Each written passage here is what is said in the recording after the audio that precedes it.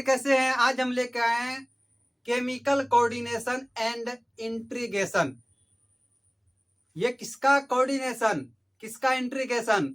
भैया हम लोग जब पढ़े थे ब्रेन के बारे में, सीएनएस के बारे में, सेंट्रल नर्वस सिस्टम के बारे में, तो उस समय कुछ इंट्रो आया था हमारे पास कोऑर्डिनेशन का।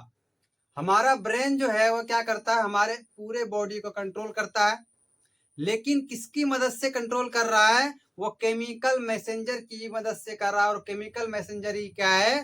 कोऑर्डिनेशन है। यही कोऑर्डिनेट करता है ब्रेन को, हर एक पार्ट, हर एक ऑर्गन में मैसेज पहुंचाता है। जैसे ये काम कैसे करता है, इसके पास ना ग्लैंड होता है। तो आइए आज हम लोग सबसे पहले ग्लैंड से स्टार्ट करते हैं। ग्लैंड जो है वो दो तरह का होता है। एक क्या होता है, एक्सोक्राइन ग्लैंड, और दूसरा होता है इंडोक्राइन ग्लैंड। तो जो एक्सोक्राइन ग्लैंड है इसमें क्या होता है, डक्ट पाया जाता है। डक्ट थैली नुमा स्ट्रक्चर रहता है जिसमें कि हार्मोन्स बनेगा और उस डक्ट में पहले जमा होगा, फिर डक्ट के थ्रू टारगेट ऑर्गन तक जाएगा। लेकिन जो इंडोक्राइन ग्लैंड है, इंडोक्राइन ग्लैंड क्या करता है, हार्मोन्स को डायरेक्ट किसमें छोड़ देगा, ब्लड में। और ब्लड से भैया कहाँ चला जाएगा, हमारे बॉडी ऑर्गन तक, अलग अलग पार्ट तक।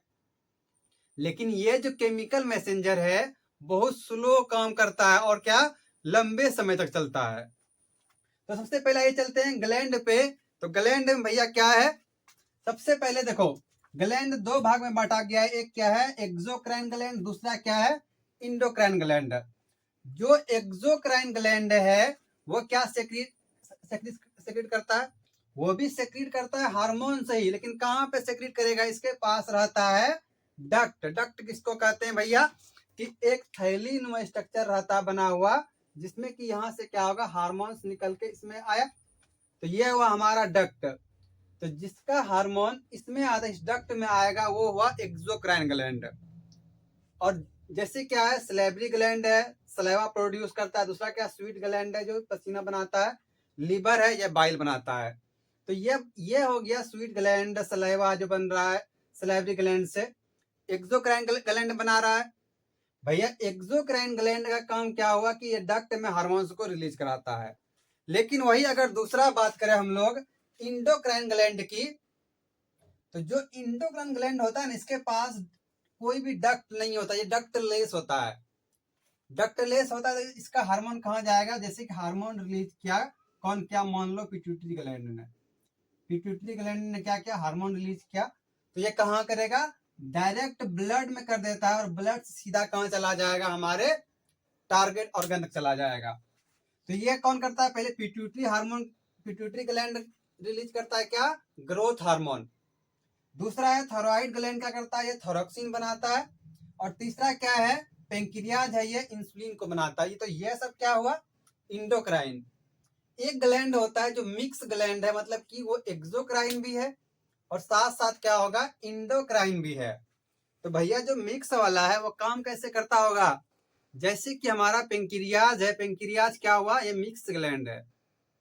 कैसे मिक्स ग्लैंड है, ये दोनों तरह का हार्मोन्स, जैसे कि एक डक्ट में भी छोड़ता है, उसके साथ साथ क्या, ये ब्लड में छोड़ता है। जैसे एक्सोक्राइन में क्या करता है, ये डाइजेशन में हेल्प, डाइजेस्टिव एंजाइम जब बनाता है तो उस टाइम पे ये एक्सोक्राइन ग्लैंड की तरह काम करता है, और जब ये इंसुलिन बनाता है तो इंडोक्राइन की तरह काम करता है। इतना तो क्लियर हुआ।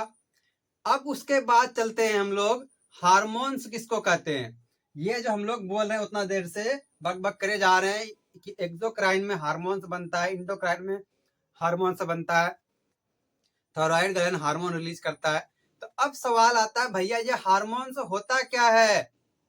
तो हार्मोन क्या है, एक केमिकल मैसेंजर है। वही दिया है कि hormones are chemical messenger made of endocrine gland. यह किससे, कौन बनाया है, इंडोक्राइन ग्लैंड बनाया है। Through blood control different function, growth, reproduction. तो जो हार्मोन्स है उसका काम क्या है, ये कंट्रोल करता है किसके फंक्शंस को, ग्रोथ, जैसे ग्रोथ हार्मोन रिलीज किया। दूसरा क्या, रिप्रोडक्शन को कंट्रोल करता है, ये हमारा थायराइड मेटाबॉलिज्म को कंट्रोल करेगा। तो ये सारा चीज क्या है, हार्मोन्स कहलाता है। हार्मोन याद रहा आपको भैया कि हार्मोन किसको कहेंगे, कि हार्मोन एक केमिकल मैसेंजर है। और भैया जो केमिकल मैसेंजर है और इसका काम क्या हो जाएगा, ये किसी न किसी चीज को मैसेज पहुंचाता है, कंट्रोल करता है। किसको कंट्रोल करेगा, जैसे ग्रोथ को, मान लीजिए कि ग्रोथ अगर किसी का ज्यादा हो रहा है, मतलब क्या हुआ, उसका ज्यादा ग्रोथ हार्मोन बन रहा है, रिप्रोडक्शन कंट्रोल करता है।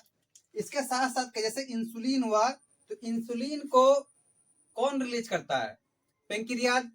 और ये जो इंसुलिन बन रहा है, इसका काम क्या है भैया, कि हमारे बॉडी में जो शुगर लेवल है उसको रेगुलेट करते रहता है। अगर इंसुलिन नहीं बनेगा तो आपको एक डिजीज हो जाएगा जिसका नाम क्या है, डायबिटीज। दूसरा है थोरक्सिन। ये थोरक्सिन जो है हमारे बॉडी का मेटाबॉलिज्म को रेगुलेट करता है। और तीसरा है ग्रोथ हार्मोन। ये क्या करता है, हमारे ग्रोथ, हमारे वृद्धि में मदद करता है। अब चलते हम लोग, दूसरा वर्ड आता है इंजाइम्स। दोनों अलग अलग है, हार्मोन्स अलग है और इंजाइम्स अलग है। भैया इंजाइम्स जो है ये एक कैटेलिस्ट कहा जाता है, जो कि रिएक्शन करने में मदद करता है। तो जो इंजाइम्स है ये क्या है, इंजाइम्स आर बायोलॉजिकल कैटेलिस्ट। और ये बना हुआ किससे रहता है, प्रोटीन का बना हुआ रहता है। जैसे क्या एमाइलेज है, एमाइलेज को क्या किया, एमाइलेज टूट के स्टार्च बना, स्टार्च से क्या बन गया, माल्टेज बन गया। ये कौन किया, इंजाइम किया। भैया मान लो अगर ज्यादा इंजाइम्स रिलीज हो जाएगा तो क्या होगा, और ज्यादा काम होगा। दूसरा है पेप्सिन। पेप्सिन क्या होगा, जैसे पेप्सिन इंजाइम के थ्रू तोड़ के क्या बना दिए, प्रोटीन बना दिया, और प्रोटीन को तोड़ के क्या बना देगा, पेप्टिन, पेप्टाइड बना देगा।